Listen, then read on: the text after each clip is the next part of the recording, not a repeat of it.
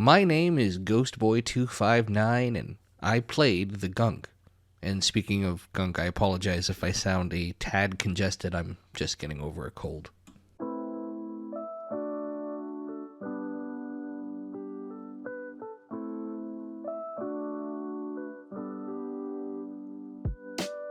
Developed by Image and Form Games, otherwise known for the SteamWorld games, the Gunk was released in 2021 and has very positive reviews, although I have to admit that at times the game really confuses me. It's compelling enough that once I started it, I wanted to finish it, but at moments it frustrated me intensely, and in the end, I'm left a little confused over what the game wanted to be. If you want to watch me play the game live for the first time, you can watch the VOD at youtube.com/realityescapeplays. If you want to watch me stream games live before they get turned into videos, you can follow me on Twitch at twitch.tv/ghostboy259. And if you want to support the channel on Patreon and help me continue to upload more videos on this channel, or you just want to recommend me some games in our Discord, all the links are at realityescape.ca. And hey, while you're at it, click subscribe, turn on notifications for a new video every week on a game you've maybe never heard of. In the Gunk, which is a lovely name that has so much imagery attached to it, you play as Ronnie, one half of a duo, the other being Bex. And while there's a lot of exposition, it's never made 100% clear what the relationship is. Bex and Ronnie are definitely a partnership. They use the word partner quite a bit, but if it's romantic, it's never clearly stated, but it sure as hell is implied. Bex mentions they have a mortgage together. If you scan Bex with your scanner, it mentions her being a partner, but they never outright say what their relationship is or show any sort of vocal affection towards each other, and I kind of wish they did because it definitely feels like oh no, they could totally just be good friends and roommates, and it's kind of a situation made for plausible deniability, like they're playing both sides. Alongside you two, you have a curious cast of characters, that being Pumpkin, the machine on Ronnie's missing arm, Kurt, a cooking robot who can only say "you've been served," and your ship, which is known as Bunny. There's a lot of conversations constantly happening between Ronnie and Bex about the past, about the quirkiness of things. They talk about previous adventures, and while it is very, yes, this is exposition dialogue, they don't over-explain things. Like, it's never explained why the ship is called Bunny, or why Kurt can only says what he says. But it is acknowledged as a weird thing. It's probably something they would occasionally talk about. This dialogue works well for what the game is trying to do. It can be cheesy and maybe a little forced at times, but it helps establish the relationship between these two characters, which is the most important thing in this game. I always think back to Revenge of the Sith when Obi-Wan and Anakin are having what would end up being one of their final conversations, when Anakin mentions saving Obi-Wan's life 10 times and Obi-Wan jokes about how it's only 9 times. It's not the cleanest way to do this dialogue, but more or less it is effective when you're trying to establish that there's more to this relationship than what is immediately seen, and that's all it's trying to do. And for the sake of the story, we can just say that Bex and Ronnie are these types of people who like to tease each other and remind each other about past adventures.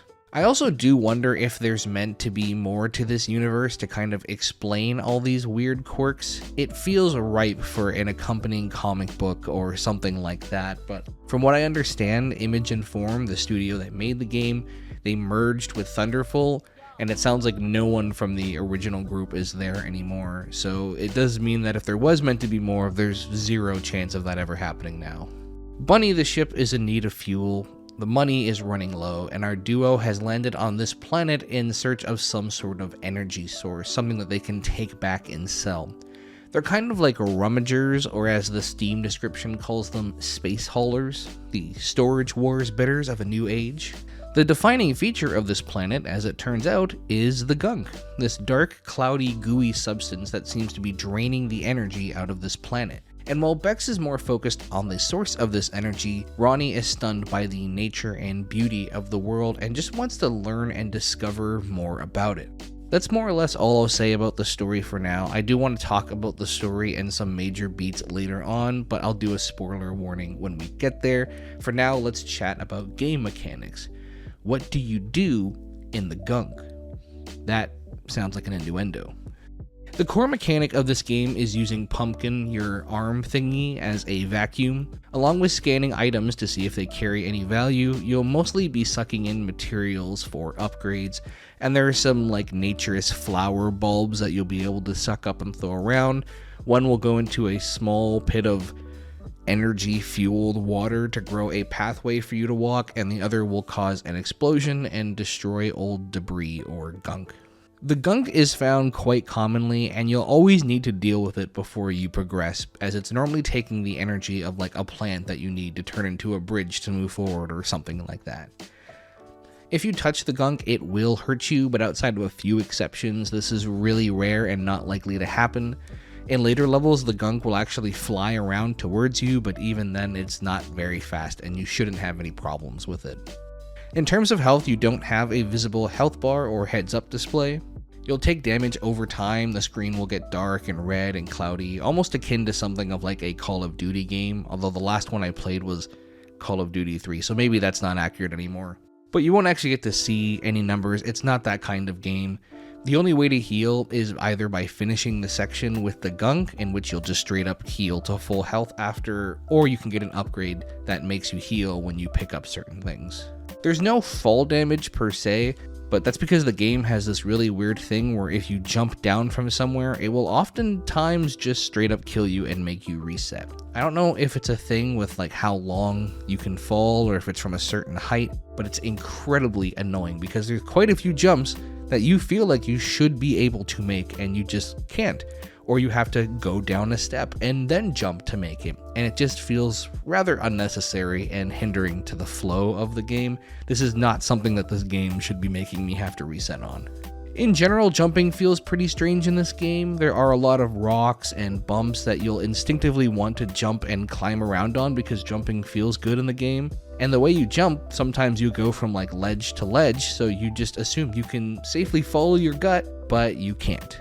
Most rocks you'll just slide off of, and it's not uncommon for you to just be stuck in like a falling animation for a bit. I can't really wrap my head around why it was done this way, unless it's just really hard to not do things this way. I don't know the ins and outs of making a game. I can only guess that the environment is built in such a way that if you could climb the rocks, maybe you would accidentally skip sections of the game or break the pathing or something, but my urge to climb over things never went away. The jumping feels natural and the game really wants to restrict you on it for some reason, and like I said, I'm sure there's a reason for it, I just don't know what that reason is. Besides sucking up the gunk and materials for upgrades, you'll encounter 3 types of enemies, which are really just there to slow things down and nothing else. They don't add a ton to the game, except for some playtime. You'll have these ones that drip from the ceiling, you can't do anything about them, and it's just to make sure you don't stand still for too long. You'll have these small little critters which you have to suck up and then throw to kill, and then you have these turret-like ones that stand in place and throw stuff at you, and you can only kill them by going up next to them, so they're often placed out of reach until you've finished an area, and thus they are extremely annoying and don't offer anything else. I would guess that most people who play games or games like the Gunk won't have any issues with these enemies, and there is a boss-ish fight with this charging creature thing where you have to avoid them, and then once they've hit something or they fall over, you use Pumpkin on their back to kill them, which is kind of the only time the game is begging for a dodge roll, but otherwise having one would be mostly unnecessary. With scanning and the enemies and the flower bulbs and cleaning up the Gunk, you have some semblance of puzzles, but it can take a while for that to become clear. I really hesitate to call them puzzles because oftentimes there's no challenge or brain teaser, it's more like a set of tasks in front of you that you just need to finish before moving on, and it's usually immediately clear what's expected of you. There's a couple points where it becomes more like a puzzle near the end of the game, and I found these moments a bit frustrating because they were just so unlike anything else in the game. These mechanics work really well for puzzles, but when there's no puzzles or just very easy puzzles, and then suddenly there's a really tough, interesting one, your brain's just not in puzzle solving mode, and it can be a bit jarring. We'll talk about it a bit more in the spoiler section, but the game definitely caters to more of a casual gamer type, and then when things ramp up, it gets to the point where you may not be able to do certain things if you don't have prior knowledge of how other puzzle games work, which is a bit annoying.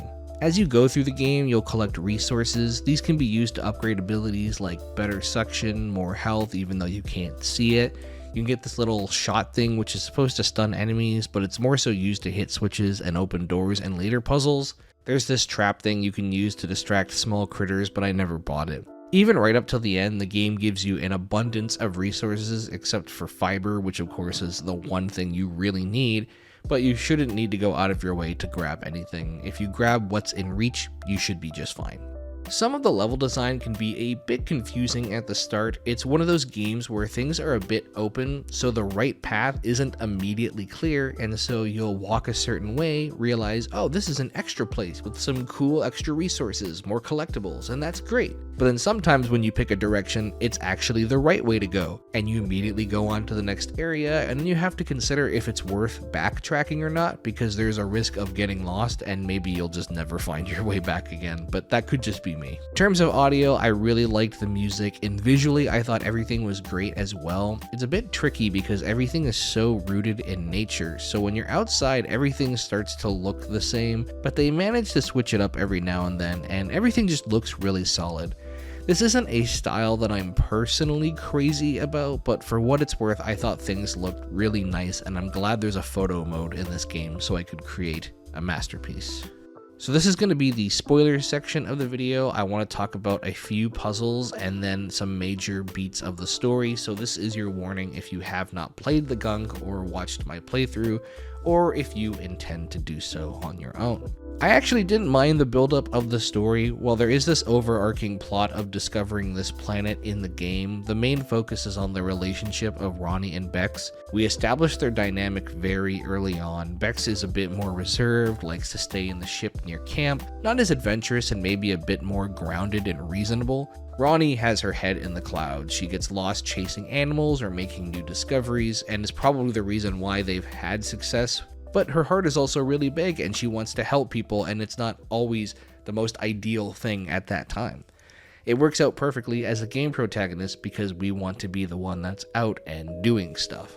The game does a really good job at showing the player that these two characters care about each other immensely, but also they fundamentally disagree on a ton of things. You know, opposites attract and all that.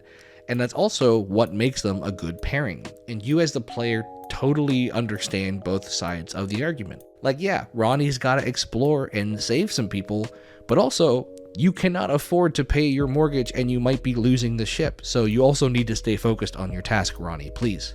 I think the stuff with Henry and trying to save his whole species comes in a little bit too late. It's about at the 3.5 hour mark of a 6-hour game. That being said, the game gives off this very casual vibe, so it's very plausible to just assume the entire game is going to be about finding this energy source and Ronnie getting a little distracted from the mission. It didn't picture me as a game that was going to have villains and of higher stakes. It just felt like it was a little late going from, yeah, hopefully we have some money from this, and if not, we'll try again, to, oh, an entire species is depending on us to save them, and we're already past the halfway mark of the game. I did like the stuff with Henry and the gardener. I thought it was all interesting enough and compelling enough, even though the game was definitely setting up for a cheesy happy ending. Sometimes when you're in a game that's only a few hours long, that's all you need. I think what threw me off the most is just the gameplay shift in the last act. The things you need to do suddenly go from completing these tasks to completing legitimate puzzles where you really just have to think about it. And I think the gameplay mechanics serve it well for what it's worth. This very easily could have been a much harder puzzle game, but stuff like using these fan blades, or especially this one where you have to drop the explosion ball on a moving platform, there's nothing remotely like this anywhere else in the game, and I only really thought of the solution because I thought of prior puzzle games. It's just such a difficulty spike that even though I consider myself pretty decent at puzzle games, my mind was just not in puzzle game mood, and so when I got to these parts, it was hard to force myself to get into it. The game wasn't teaching me that these things were going to be possible, and so I just wasn't even considering it, and I think that's probably the game's biggest downfall. The ending, especially with the boss fight having to do so much with precise timing, the whole tower at the end, it's such a grind, and it feels a little relentless, and it just is so different from the rest of the game. Like I said, if the whole game was a puzzle game, I think this would be a super satisfactory ending, but the whole game is not a puzzle game. It's walking into a space, cleaning out some gunk, doing the obvious thing, and moving on to the next space. I didn't have to think for most of this game. The last thing I want to talk about, which is kind of isolating this game specifically, and it's not super fair that I'm doing this, but this is a good time to talk about it, is this long deserted section. I have played so many games with this type of movement in it. It cuts your walking speed by 3/4, your character is wounded, the hero is defeated, the doubts are creeping into their minds. Can I even do this anymore? All hope is lost. I'm a sucker for these kind of moments, to be honest. I generally really like them and I think they're cool. This one was definitely a bit long, however. It's almost a full 10 minutes of walking by very, very slowly and more or less repeating the same thing. However, meeting the creature and watching it die in front of you is an incredible moment, and hearing Ronnie call out like please don't go as this alien has used the last of its energy to try and help you, that's just a really cool moment. I mean, it's easily the darkest in the game, but it makes you feel the gravity of the situation more than anything else. Overall, the Gunk is a very interesting game. I would definitely say I enjoyed it overall more than I didn't enjoy it, and I can see why people like the game so much. I wouldn't say I'm the type of player that this game appeals to. I generally like narratives and stories, but when the gameplay gets a little inconsistency, it takes me out of that narrative. But I can absolutely see why so many people who played it really enjoyed it. There's definitely an audience for this type of story and adventure. Off sale, it's like $27 Canadian, which is definitely a bit pricey. However, I paid about $5 for it, and I would say that's well worth it for the 6 or so hours I got out of it. The story is very cute and maybe not the most memorable thing, but everything comes together quite nicely. The mechanics all feel fun, and even though the ending might give a very casual player some trouble, you shouldn't get stuck anywhere for too long should you decide to give it a go yourself, and don't be afraid to look something up if you get stuck. If you're just looking for a casual game that's not going to give you endless grief, but just a little bit of grief, then I think you'll find some enjoyment from the Gunk. As for me, well, my name is Ghostboy259, and I played the Gunk. Next time, I'll play something else. Thanks for watching.